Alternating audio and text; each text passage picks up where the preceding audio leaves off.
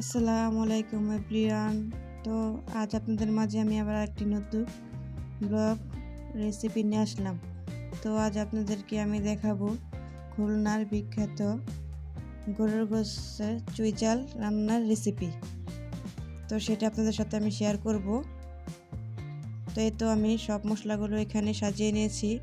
গরম মশলা, জিরার গুঁড়া, পেঁয়াজ, আস্ত রসুন এবং আদা রসুন বাটা। আর এই যে চুইঝাল, এখানে আমি একটা চুইঝাল নিয়েছি।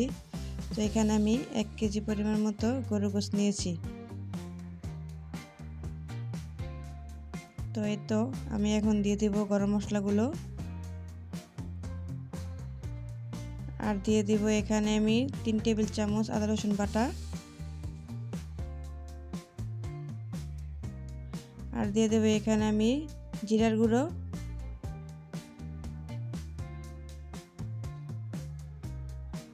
হাতে মেখে আমি এই চুইঝালটা আজ রান্না করব। তো দিয়ে দিলাম 1 কাপ পেঁয়াজ কুচি, আর এখানে আমি দিয়ে দেব হলুদ, মরিচ এবং ধনিয়ার গুঁড়ো 2 টেবিল চামচ করে।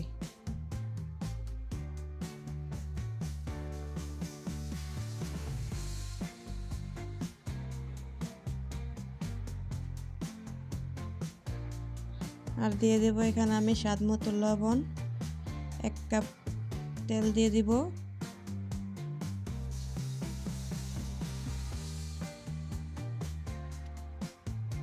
এখন হাত দিয়ে ভালো করে আমি মশলাটাকে মাংসের সাথে মিশিয়ে নিব।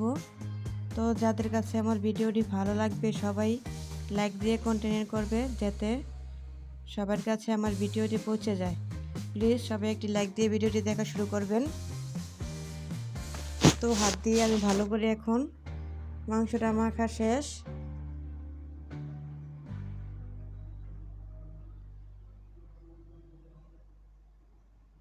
তো একটু আমি হাত ধুয়ে পানি দিয়ে দিব, এই পানিটি দিয়ে আমি ভালো করে কষিয়ে নিব।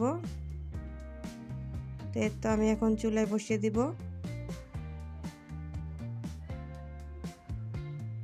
এখন ঢাকনা দিয়ে আমি ঢেকে দিব।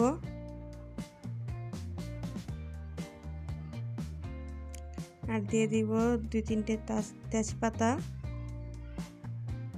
এখন দিয়ে আবারও ঢেকে দিব।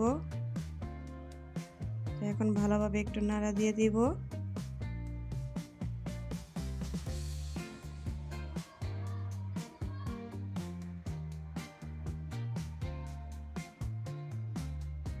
দিয়ে আবারও ঢেকে দিব 5 মিনিটের জন্য।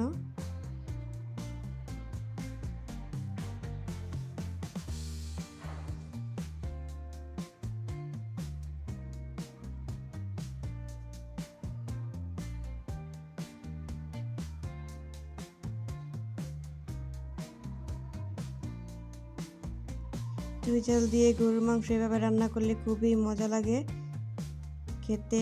তো এখন আমি দিয়ে দেবো আস্ত রসুন, আর এখানে আমি দিয়ে দিব চুইঝাল কেটে রাখছি, সেই চুইঝালগুলো এখন আমি দিয়ে দিব।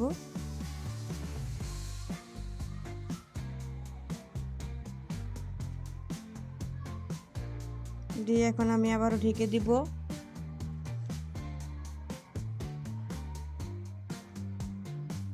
তো এই তো এখন আমি দিয়ে দিব চুইঝালের একটা মশলা।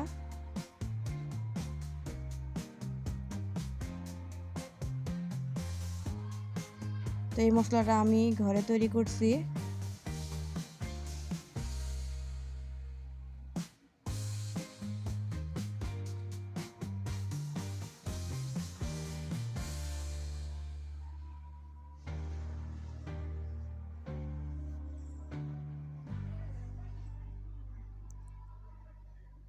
তো এই তো আমার কষানো প্রায় শেষ।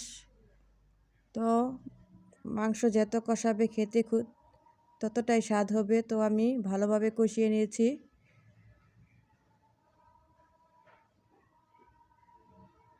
এখন আবারও ঢেকে দিব।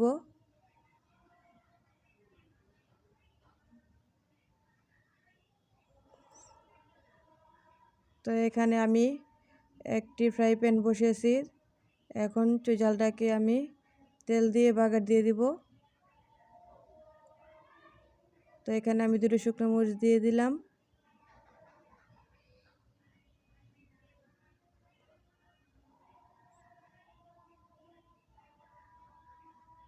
আর দিয়ে দিব একটু তেল, পেঁয়াজ রসুন কুচিও দিয়ে দিব। দিয়ে এখন ভালো করে ব্রাউন কালার করে ভেজে নিব।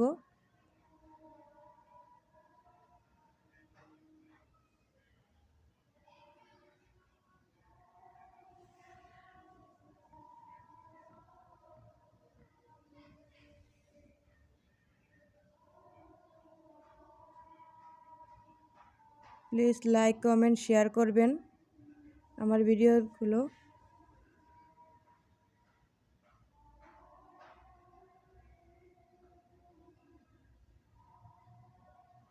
এই তো আমার পেঁয়াজগুলো ব্রাউন কালার হয়ে গেছে। এখন আমি চুই ঝাল রান্না করছি সেগুলোতে ঢেলে দিব। তো এখন দেখুন বাগার দেওয়ার পরে যে কালারটা কত সুন্দর আসছে এবং স্মেলটা অনেক সুন্দর। তো আপনারা চেষ্টা করবেন এইভাবে একটু বাগার দিয়ে দিতে চুই ঝালে।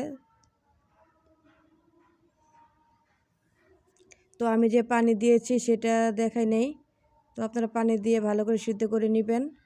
তো এই তো আমার রান্না শেষ। এখন আমি পরিবেশন করে আপনাদেরকে দেখাবো যে আমার চুই ঝালটা কেমন হয়েছে।